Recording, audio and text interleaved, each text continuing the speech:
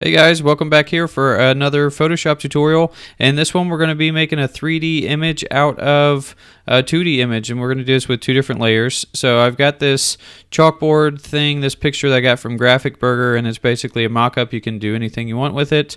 But I've also got this biker, and what I'm going to do is I'm going to put this biker inside of the chalkboard and make it look like he's coming out of it in 3D. So let's go ahead and jump right in. So what I've done is I transformed this layer by taking my opacity down and making sure that I can fit it right inside there, because I want to make sure that the bike is actually fitting inside of the chalkboard, and that's just going to make it a little bit more realistic. That way, you know, half of it's not cut off here. So let's go ahead and position it right in there. We'll take the opacity back up, and then what I want to do is duplicate that layer, and I'm going to turn these off for now.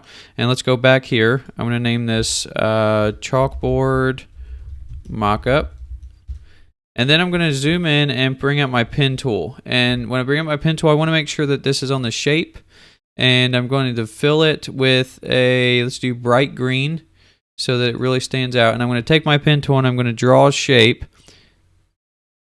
starting from this corner, and I want to get the areas where by the shadow so those are still on there to make it a little bit more realistic.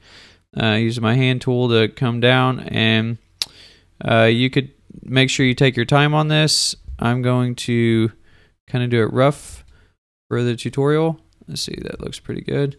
I need to close off the shape there. Okay, so now we've got this shape. We can just name that chalkboard background. And now what I'm going to do is I'm going to turn this on, and I'm going to clip this into the background by using my Alt key, and I'll drop it in there. So now we can see that that's actually in the chalkboard right here. So let's go up to the next one, and I'm going to turn it on. And what we want to do at this one is we're going to make a selection. So I'm going to go up, use my selection by going to W, and then select and mask. And then I'm going to change my transparency to where I can barely see. That way we can see what we're selecting here. And I'm going to use this selection tool, and we're going to kind of color him in. All right, looking good. All right. And we want to go ahead and color this bike in too, even though we've got the layer underneath.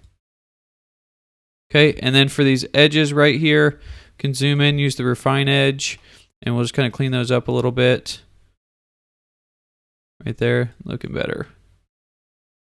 And we'll go back here and just get these little areas here. Okay. All right, refine edge, grab that. Okay, so let's zoom back out. Now we can change the transparency to see what we've got selected. So if we take transparency all the way down, we can see that. And then we can also use the smart radius to kind of grab that extra stuff. So let me pull this up just a little bit. Okay. All right, we're not going to do any of these other ones. Maybe we'll do a little bit of smoothing. We don't need much. Okay, so now we're going to output this just to a layer mask. We don't need a new layer. And then I'm going to click OK. So now we can see that he's kind of popping out of the image. So looking pretty good. But what can we do? One other thing here that's going to kind of make it look a little bit more realistic. We can add a drop shadow to this layer. And I'm definitely going to take this down. I want to pick a color that's probably out here so we can get a darker color. We'll go down to kind of like a gray. All right, and then I'm going to start from scratch so we can see what it looks like as we add it. So I'm going to put the distance on here.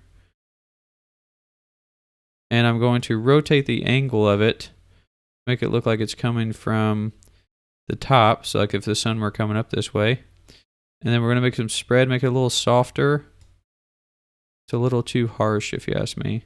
And then we can actually come out here and we can grab the drop shadow and move it over if we wanted to. So let's just drop it down about right there, and I'm going to take the opacity way down.